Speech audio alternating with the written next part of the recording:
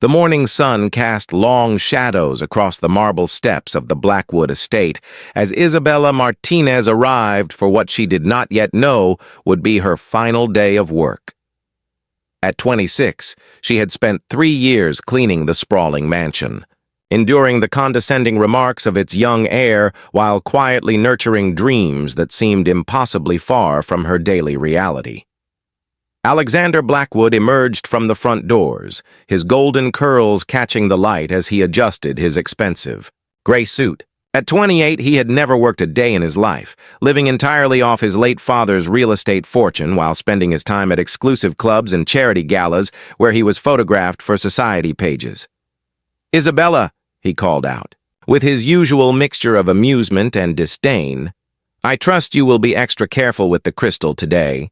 I am having important guests for dinner, and I cannot afford to have you break anything valuable like last week." Isabella paused in her task of polishing the ornate front railings, her jaw tightening at the reference to an accident that had been entirely his fault. "Of course, Mr. Blackwood, I will be very careful." Alexander stepped closer, that familiar smirk playing at the corners of his mouth. "You know, Isabella, I was telling my friends at the club about your little hobby.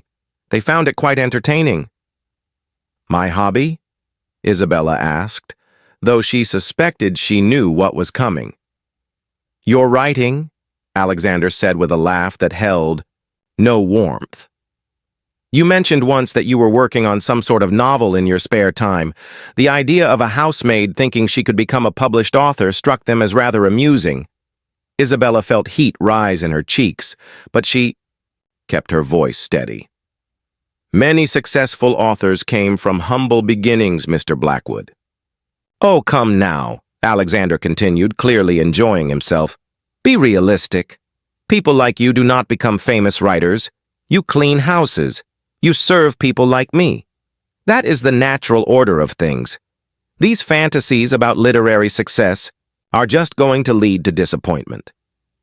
What Alexander did not know was that Isabella had been writing since she was 12 years old, crafting stories in notebooks hidden beneath her mattress. What he could not have imagined was that her debut novel, written under the pen name I Am Santos, had just sold to a major publishing house for an advance that would change her life forever.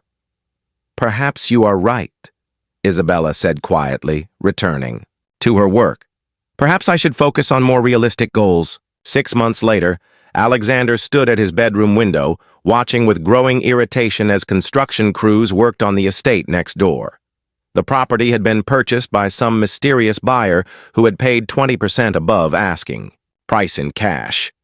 For weeks, he had been trying to discover the identity of his new neighbor, concerned that someone unsuitable might move into the exclusive neighborhood. His phone rang, and his real estate agent's excited voice filled the room.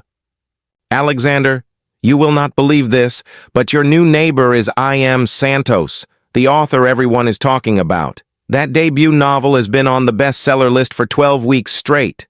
The movie rights just sold for 7 figures. Alexander frowned. "I have never heard of this person. What kind of books do they write?" "Literary fiction with a social conscience. The protagonist is a young immigrant woman who overcomes tremendous obstacles to achieve her dreams. Critics are calling it the most important debut in years. The author is incredibly reclusive, though. No one knows what I Am Santos looks like or anything about their background." As Alexander ended the call, he noticed a familiar figure walking through the gates of the neighboring estate. Even from a distance, there was something about the way she moved that seemed familiar. When she turned toward his house, recognition hit him like a physical blow. Isabella Martinez stood in the driveway of the mansion next door, wearing an elegant white dress that emphasized her natural grace. Her blonde hair was styled in a sophisticated updo, and she carried herself with the quiet confidence of someone who had proven her worth to the world. Alexander rushed downstairs and out the front door, his mind reeling as he tried to process what he was seeing. "Isabella, what are you doing here?" "Wing." She turned to face him with a smile that held no malice, only a calm satisfaction. "Hello, Alexander.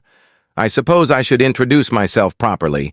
I am Isabella Martinez Santos, though most people know me by my pen name. I am Santos. That is impossible, Alexander stammered. You are a housemaid. You cannot be a famous author. I was a housemaid, Isabella corrected gently. I was also a woman with dreams, determination, and talent that you were too blinded by your prejudices to recognize. While you were at your clubs making jokes about my aspirations, I was writing a story that has now touched millions of readers around the world. Alexander stared at the mansion behind her, its grandeur rivaling his own family estate. You bought the Morrison place? I did. It seemed fitting, somehow, to live next door to the person who told me that people like me should know our place in the natural order of things. Isabella's voice remained kind, but her words carried the weight of truth. I wanted to thank you, actually. Thank me? Alexander's confusion was complete. Your dismissive attitude taught me something valuable about resilience. Every time you mocked my dreams, you reminded me why it was so important to prove that dreams have no expiration date and no social boundaries. Every condescending comment became fuel for my determination. A sleek black car pulled into Isabella's driveway, and a well-dressed woman emerged. Isabella, darling, the interview with Publishers Weekly is confirmed for tomorrow, and your editor wants to discuss the sequel. Isabella nodded graciously before turning back to Alexander. I hope you have learned something from this experience.